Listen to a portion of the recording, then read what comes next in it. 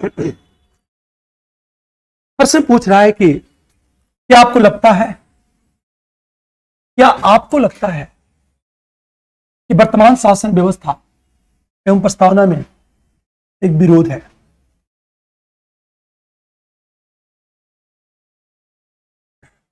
यदि हाँ मत है, अरे बात है, तो क्या प्रस्तावना के वापस लौटना एक प्रतिगामी कदम साबित होगा? यही प्रश्न पूछ रहा है वो। अब इस प्रश्न को हम जब बात करेंगे, वर्तमान शासन व्यवस्था और प्रस्तावना में एक विरोध है, क्योंकि विरोध की बात कर रहा है ना, एक बात ध्यान दो, हमारा पूरा का पूरा जो इंट्रोडक्शन है प्रस्तावना में जो लिखित आदर्श है उस पर केंद्रित हो जाएगा कि प्रस्तावना में क्या क्या कहा गया है। अब बात हार्डली 15 से 20 शब्दों में आपके इंट्रोडक्शन में प्रस्तावना में जो आदर्श है उसका उल्लेख कर दो आप। अब एक चीज, यद्यपि प्रस्तावना में टोटल लगभग 85 वर्ड से ऊपर है, सबका उल्लेख नहीं करना आपको। कॉमन पॉइंट, समाजवादी पंथ में लोकतांत्रिक गणराज्य, न्याय, स्वतंत्रता, समानता, गरिमा तब बंधुता पर बल दिया गया है। इतनी बातें कहनी है मुझे। अब देखो, आप अगली पैरे में आएंगे, बताएंगे एक विरोध है तो ऊपर से हम किस आधार पर कह सकते विरोध है? एक विरोध है क्योंकि हमारी प्रस्तावना समाजवाद, जबकि वर्तमान शासन व्यवस्था पूंजीवाद तुर जा रही है। हमारे शासन देखो, प्रस्तावना में सामाजिक आर्थिक न्याय की बात की गई है, जबकि हमारा जो वर्तमान शासन व्यवस्था है वह एक तरह से बाजारवाद और निजीकरण की वकालत करके आर्थिक न्याय के विरुद्ध, ये विरोध ही है। क्लियर? अब एक चीज ध्यान दो, क्योंकि विरोध की बात कर वर्तमान शासन व्यवस्था, मान लिया जाए अब एफटीए का मुद्दा आया, फ्री ट्रेड एग्रीमेंट। अब एफटीए को क्या करेगा, इसको यूपीए से हटा देगा और एफटीए जोड़ देगा वो, या एफटीए जोड़ देगा तो या तो एफटीए से जोड़ करके प्रस्तावना में उल्लिखित आदर्श या मूल्य क्या नैतिक औचित्य पूछ लेगा। अगर नैतिक औचित्य पूछेगा तो एथिक्स का पोर्शन हो जाएगा वो। एक क्वेश्चन पूछा गया यूपीएससी में, संवैधानिक नैतिकता पर क्वेश्चन पूछा वो। अब यूपीएससी क्या कर रहा है, एथिक्स में जो सिलेबस लिखा हुआ है ना वो तो पूछ ही रहा है। इकोनॉमिक्स, संविधान, आईआर, सभी के एथिकल एस्पेक्ट को पूछना शुरू कर दिया यूपीएससी। मतलब अब एथिक्स का सिलेबस छोटा नहीं रह गया, जीएस के चारों पेपर से क्वेश्चन पूछेगा यूपीएससी। समझ में आ रही बात है? जैसे गवर्नमेंट ने कोई एग्रीमेंट किया, जानते हो क्या पूछेगा, नैतिक दृष्टिकोण से उस समझौते का मूल्यांकन करें। इथिकल, इकोनॉमिकल नहीं, इथिकल पूछेगा वो। तो हमेशा एथिक्स के नजरिए से देखना आपको। इसकी शुरुआत यूपीएससी कर चुका है, एक झलक दिखा चुका है। 24 और 25 में यदि मेंस लिखेगा ना तो हर एक चीज की एथिकल डायमेंशन को ही पूछेगा यूपीएससी। एक बात हमेशा ध्यान दो इस बात को। अब इसमें देखो, अब विरोध है, क्या प्रस्तावना को वापस लौटाएं प्रतिगामी कदम साबित होगा?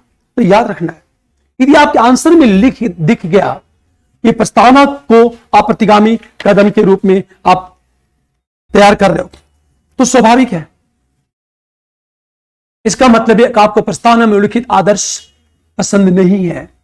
इसका मतलब है कि आपके अंदर लोकतांत्रिक और प्रशासनिक मूल्यों का अभाव है। यदि आपने लिख दिया एक प्रतिगामी कदम साबित होगा, आपने कहा हां प्रतिगामी कदम साबित होगा, इसका मतलब है प्रस्तावना में उल्लिखित मूल्य की आप सम्मान नहीं करते हो, और उसका सम्मान न करने का मतलब है आपको लोकतांत्रिक और प्रशासनिक मूल्यों के प्रति आप प्रतिबद्ध नहीं है। यदि वह नहीं है तो आपके अंदर नैतिकता का अभाव है, और नैतिकता का अभाव है तो फिर वो क्यों पसंद करेगा? एग्जामिनर आपको सीधे नंबर को क्या करेगा, काट देगा वो। समझ में आ रही बात? अब एक चीज ध्यान दो इस बात को। हम सबसे पहले इंट्रोडक्शन में हम लिखेंगे प्रस्तावना में क्या क्या कहा गया है। आ रही बात है, हमेशा ध्यान दो। तो किसन अनुवाद का उल्लेख कर दो आप, उसने भी इसका एक मार्गदर्शक है। केसवान अनुवाद वाद में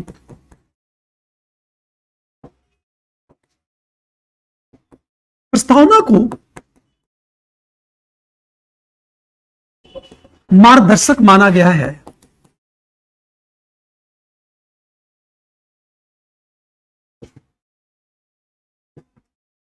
क्योंकि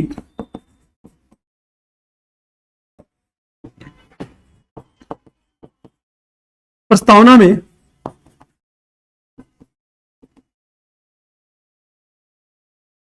शासन व्यवस्था के स्वरूप,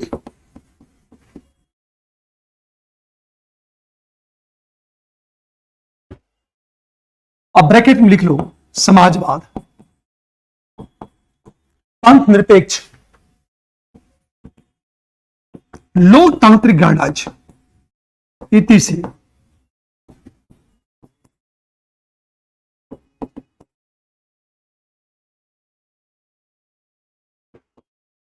शासन व्यवस्था के लक्ष्य स्वतंत्रता,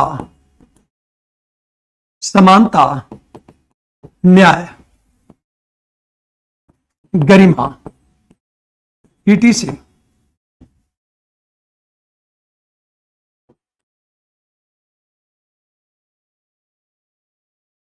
का निर्धारण किया गया है। यह बात आपके इंट्रोडक्शन में,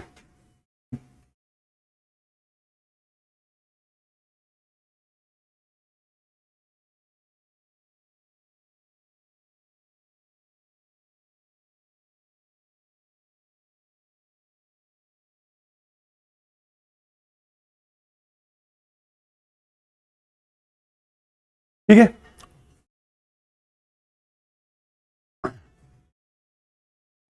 अब इसे देखो आप, एक चीज हम सेकंड पैरे में आएंगे, चले।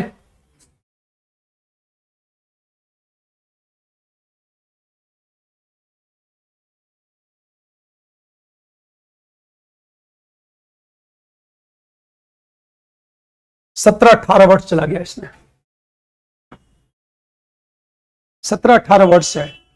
और कोशिश करो 10 से 12 शब्दों में चीजें क्या हो जाए, क्योंकि हमारा इंट्रोडक्शन बहुत लंबा। आज एक चीज है, इंट्रोडक्शन नंबर नहीं मिलता है, मिलेगा आपके कंटेंट पर।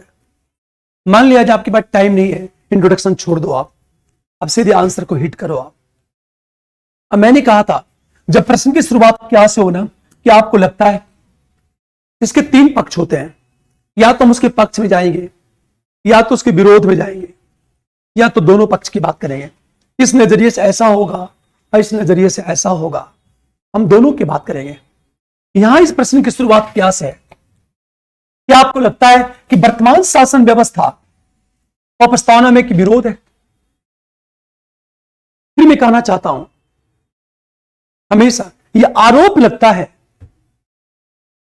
सारी बातें, लेकिन यदि विरोध होता तो सुप्रीम कोर्ट शासन व्यवस्था की गतिविधि पर रोक लगा चुका होता।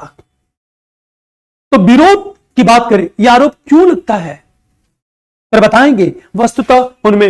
अब देखो प्रश्न क्या लिखा है, यदि हां विरोध है, क्वेश्चन पूछ दिया है, यदि हां शब्द नहीं होता तो हम दोनों पक्ष की बात करते।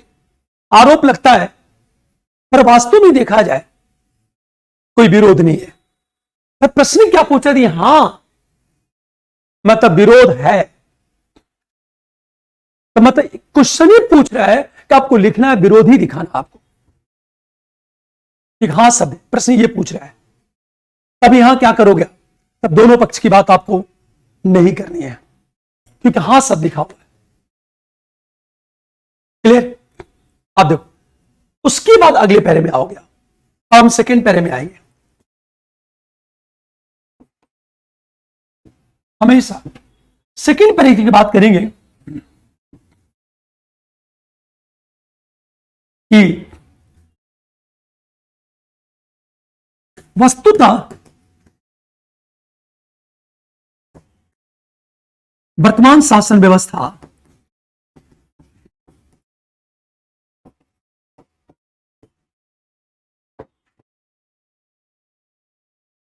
प्रस्तावना में विरोध माना गया है।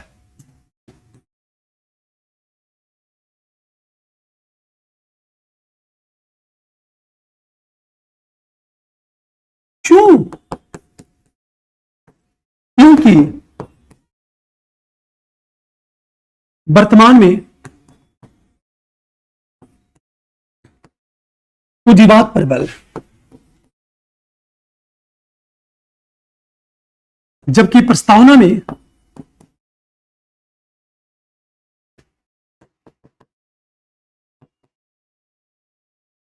समाजवाद प्रबल।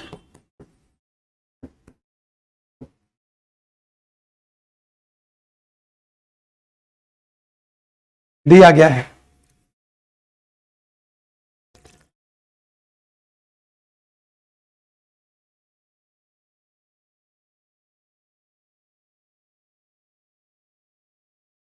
क्लियर? दूसरी चीज बात करें, प्रस्तावना में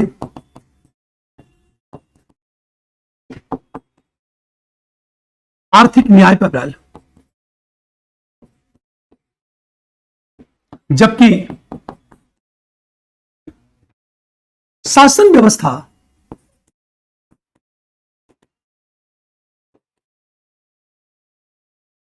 निजीकरण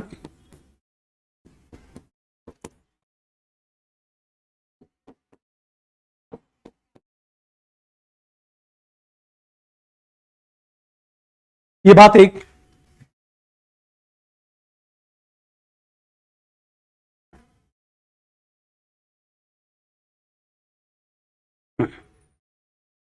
अच्छा, फिर भी कहना चाहता हूं, मान लिए मैंने लिखा दिया गया है, ये लिखने की जरूरत भी नहीं है आपको, आपका 2 शब्द खत्म कर दो आप, क्योंकि एग्जामिनर इतनी बातें समझता है वो।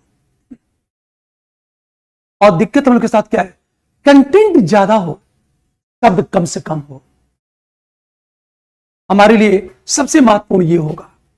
अब हम आएंगे सीधे 3rd पैरे में।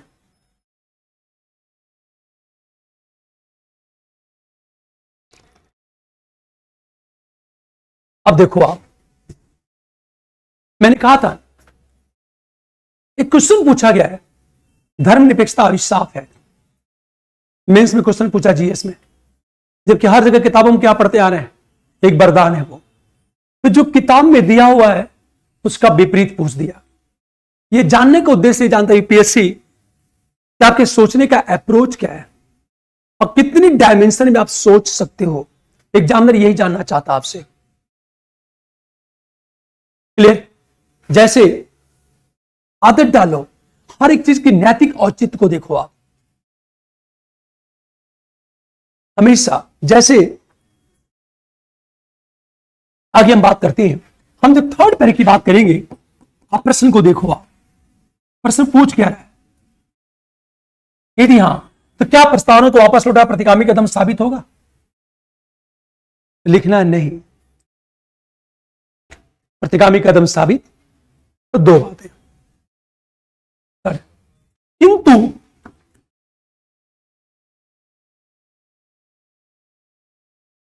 प्रस्तावना की ओर लौटना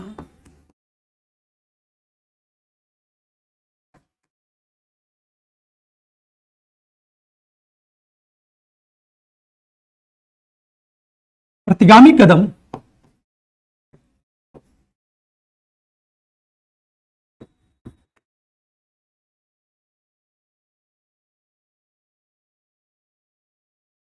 क्योंकि फर्स्ट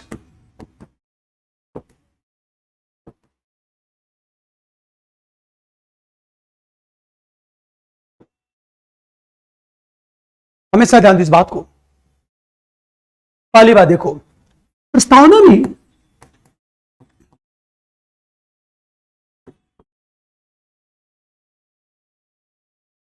शासन व्यवस्था के स्वरूप एवं लक्ष्य पर बल,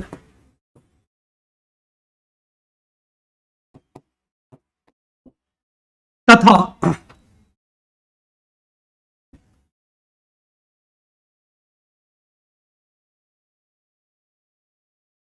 शासन व्यवस्था का मार्गदर्शन प्रस्तावना से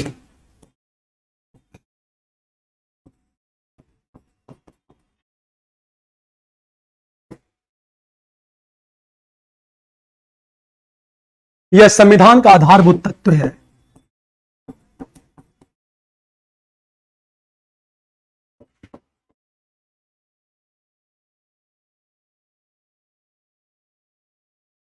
संविधान का आधारभूत तत्व है तथा सरकार को सत्ता संविधान से प्राप्त होती है।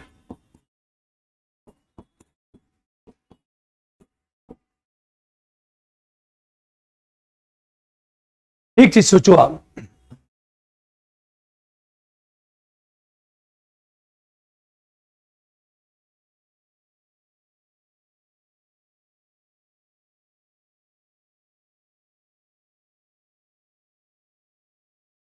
हरी बात है।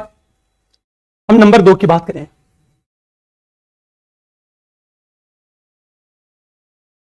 हम नंबर 2 की बात करें।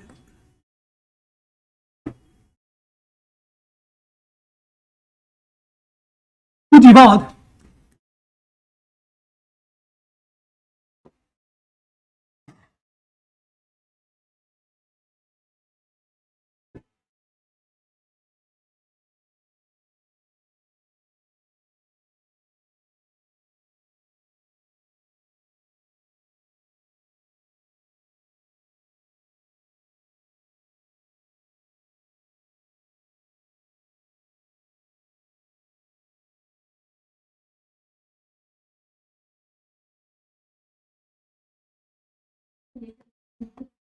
नंबर 2, निजी प्राइवेट उद्यम। पूंजीवादी व्यवस्था निजी उद्यम की अनुमति देना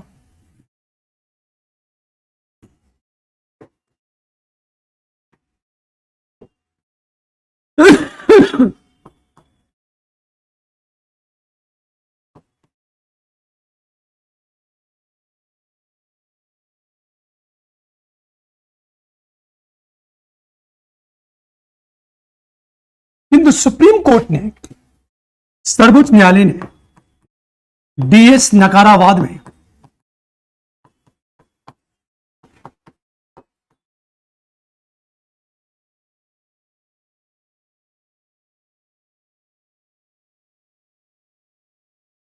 निजी उद्यम को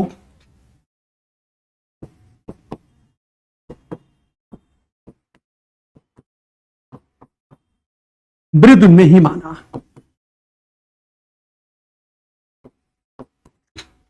तथा कमजोर वर्ग के कल्याण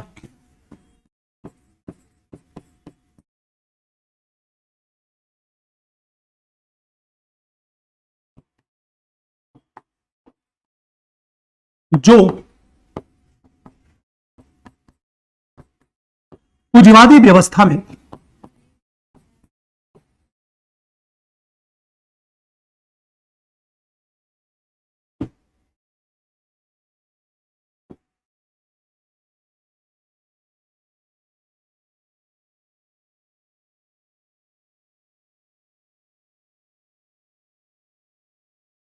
टीडीएस, आईसीडीएस, आयुष्मान भारत,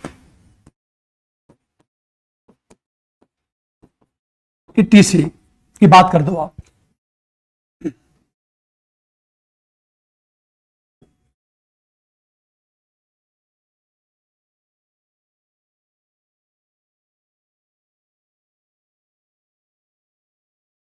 तीसरी चीज बात करें हम लोग,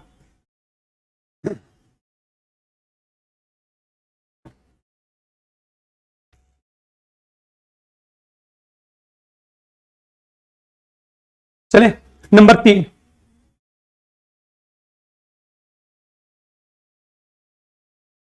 प्रस्तावना की ओर लौटना एक प्रगतिशील कदम साबित होगा।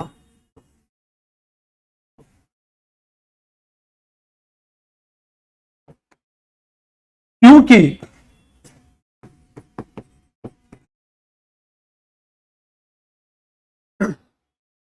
नंबर ए,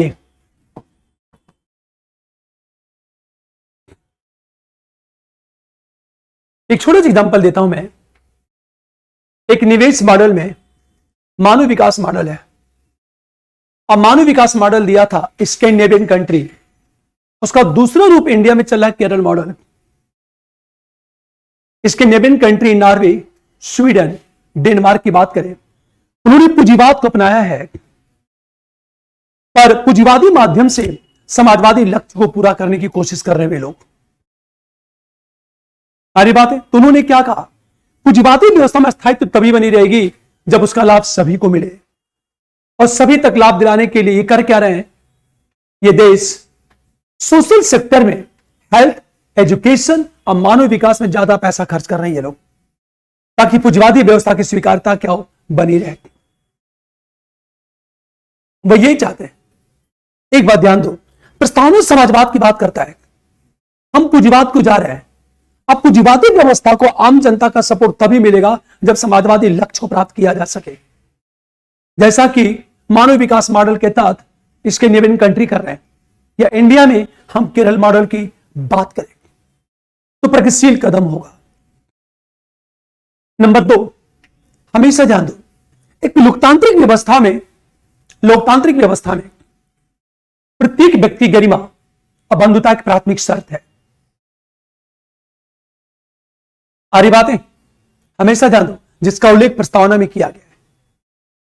तीसरी चीज, किसी भी शासन व्यवस्था का मूल्यांकन इस आधार पर होता है कि राष्ट्र की एकता अखंडता को किस स्तर पर मजबूत कर रहा है।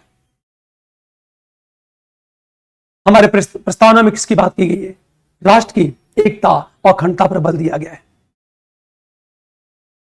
इन्हीं बातों का उल्लेख करना आपको। नंबर 1, एक प्रगतिशील कदम साबित होगा। क्यों? नंबर 1 की बात करें,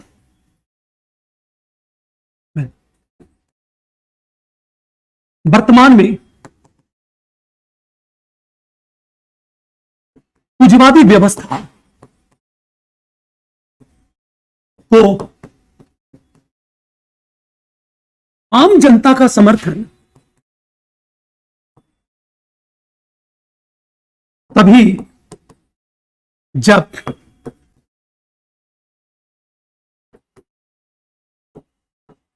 समाजवादी लक्ष्य की पूर्ति हो।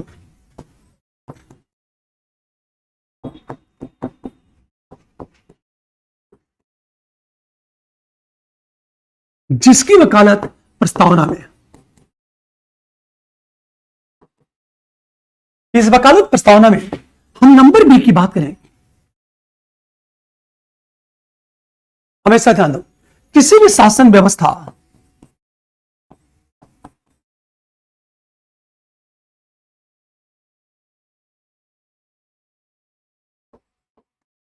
का मूल्यांकन मानवीय गरिमा, मानवाधिकार,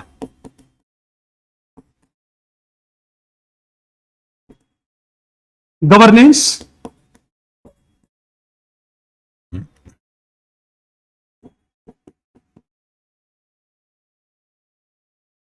राष्ट्रीय एकता को संभव बनाने के आधार पर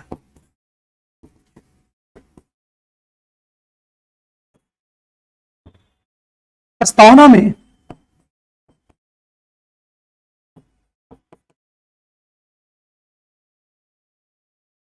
इन मूल्यों को अत्यधिक महत्व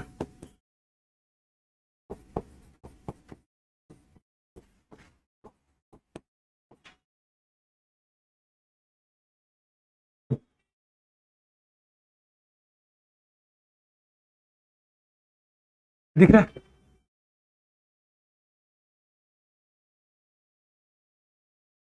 सर मेरी बात सबको समझ में आ रही होगी। अंत में सारी बातें करने, अच्छा एक चीज ध्यान दो, हमने केवल प्रस्तावना पे चल रहे हैं। अब प्रस्तावना 1 पेज का मैटर है, अब प्रश्न कैसे घुमाता है केवल प्रस्तावना पे यूपीएससी। क्लियर? अब एक चीज देखो, आप ये करने के साथ अब निष्कर्ष की बात करेंगे। तो निष्कर्ष में बताना है कि प्रस्तावना संविधान की आत्मा है। नेहरू ने क्या कहा? प्रस्तावना संविधान की आत्मा है। अंबेडकर ने क्या कहा? संवैधानिक उपचारों का जो अधिकार है वो मूल अधिकार की क्या है? आत्मा है। अंबेडकर ने आत्मा किसी और को माना और नेहरू ने प्रस्तावना को संविधान की क्या माना है? आत्मा माना है। सारी बातें तो सिंपल। अब हम निष्कर्ष की बात करेंगे। जब निष्कर्ष की बात करेंगे, कौन सा? फोर्थ पैरा ना, फोर्थ पैरा। वस्तुतः प्रस्तावना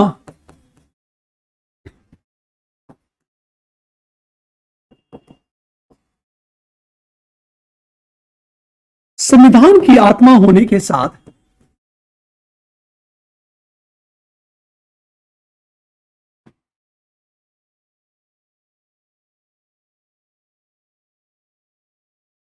संविधान की आत्मा होने के साथ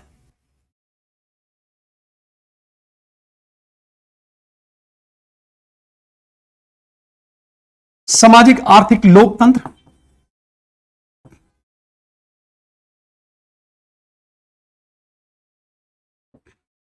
एवं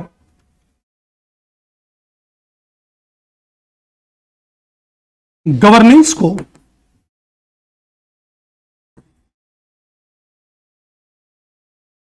मजबूत करने की गारंटी है।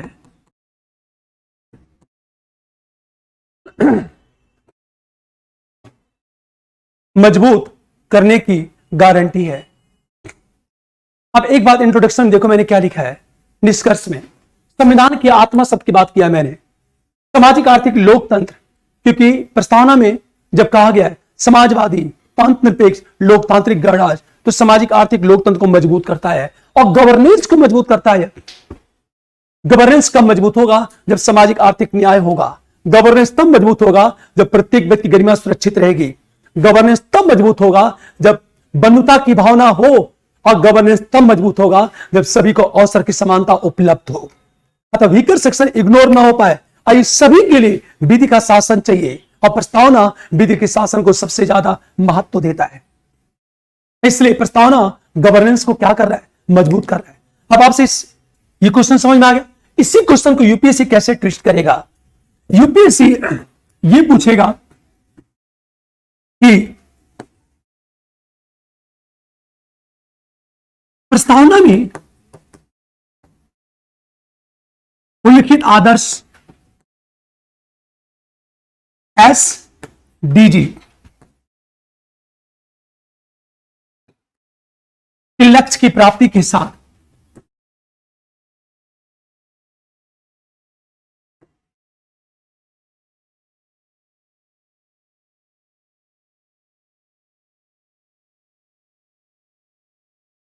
गवर्नेंस को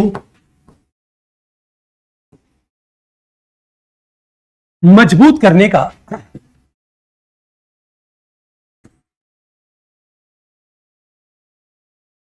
मार्गदर्शक सिद्धांत है।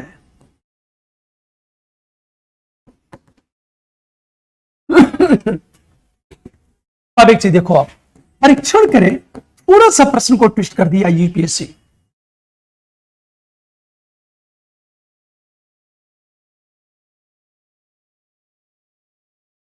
ये मेरी बात सबको समझ में आ रही है कि नहीं? अरे बात है। अब एक बात, मतलब प्रियम्बल से क्या बना सकता है? एक टॉपिक को केंद्र में रखो, उसको ethics, economics, governance, international security से लिंक कर दो, और यूपीएससी उसी के आसपास क्वेश्चन बनाएगा। अरे बात है। अब एक बात ध्यान देने इस बात को है भाई, 3-4 पॉइंट, अब केवल उन्हीं बिंदुओं को क्या करना हूं, घुमा रहा हूं मैं। प्रस्तावना में लिखित आदर्श, ये आदर्श आपको पता होना चाहिए, ये रखना पड़ेगा। एसडीजी सस्टेनेबल डेवलपमेंट गोल के लक्ष्य की प्राप्ति में सहयोगी के साथ गवर्नेंस को मजबूत करने का मार्गदर्शक सिद्धांत है। अब एक बात ध्यान देने इस बात को, जब इसकी हम बात करेंगे ना, तो आदर्श एसडीजी के लक्ष्य, एसडीजी के लक्ष्य आपको बताना क्या है कि एसडीजी में क्या क्या है। ध्यान दो, एसडीजी में क्या क्या है। इतनी बातें बतानी है। फिर ये डायरेक्ट नहीं करता है पर इनडायरेक्ट करता है। समझ में आ रही बात है? अब लिखोगे कैसे? प्रियम्बल में उल्लिखित आदर्श सामाजिक आर्थिक लोकतंत्र नीति निर्देशक तत्व को मूर्त रूप देने पर बल देते हैं और नीति निर्देशक तत्व में जितनी बातें हैं वह एसडीजी के लक्ष्य को प्राप्त करने में सहायक है। दूसरी चीज, यह स्वतंत्रता समानता पर बल देता है। यह दोनों चीजें मौलिक अधिकार को मजबूत करती है और मौलिक अधिकार मानवाधिकार को और मानवाधिकार एसडीजी के लक्ष्य को। तीसरी चीज आपने देखा होगा एसडीजी में क्या हो रहा है? इंपावरमेंट की बात, सोशल इंपावरमेंट पर बल दिया गया है। वीकर सेक्शन के कल्याण की बात की गई है। इंपावरमेंट और सोशल इंपावरमेंट तभी होगा जब सामाजिक आर्थिक न्याय की बात की जाए और प्रियम्बल सामाजिक आर्थिक न्याय की बात करके वीकर सेक्शन के सोशल इंपावरमेंट को प्रमोट करता है और सोशल इंपावरमेंट एसडीजी का लक्ष्य है। बातें समझ में आ रही? तीसरी चीज, प्रियम्बल में गरिमा की बात की गई है। गरिमा की बात की गई है। आप ध्यान देना, हम बात करें एसडीजी 2 भूखमरी को समाप्त करने के प्रति। अरे बातें एसडीजी 4 शिक्षा तक सभी की पहुंच को सुनिश्चित करने हैं। एसडीजी 3 हेल्थ तक सभी की पहुंच को सुनिश्चित करने। और जब सब कुछ सुनिश्चित हो जाएगा तो गरिमा की बात की जाएगी। तो प्रियम्बल गरिमा को देता है महत्व, प्रत्येक व्यक्ति की गरिमा तथा राष्ट्र की एकता अखंडता को बनाए रखने वाली बंधुता। तो जो गरिमा शब्द है ना, ये गरिमा SDG 2, SDG 3, SDG 4, SDG 5, SDG 7 जितनी भी अच्छी चीजें हैं, अरे बात है, उसको क्या करता है? ये चूंकि सरकार का आदर्श है और सरकार को इसे पाना है तो प्रस्तावना में लिखित आदर्शों को मूर्त रूप देने की कोशिश की जाएगी। तो प्रत्येक व्यक्ति गरिमा सुरक्षित होगी और गरिमा सुरक्षित होगी तो सभी एसडीजी में निर्धारित लक्ष्य की प्राप्ति क्या हो जाएगी? आसान हो जाएगी। एसडीजी। अब एक बात, लेकिन यह गवर्नेंस को मजबूत करता है। गवर्नेंस को मजबूत करने का मार्गदर्शक सिद्धांत है। यह बताता है कि गवर्नेंस कैसे मजबूत होगा। अरे बात है, तो शासन व्यवस्था को क्या करना है? तो शासन व्यवस्था को क्या करता है? यह शासन व्यवस्था का मार्गदर्शक है ताकि गवर्नेंस मजबूत हो। जैसे, अब ऐसा ध्यान दो, जैसे ये करता क्या है? ध्यान देने इस बात को, ये करता क्या है? अरे बात है, यह शासन व्यवस्था के स्वरूप को निर्धारित करता है तथा पंथ निरपेक्ष लोकतांत्रिक गणराज्य की बात करता है।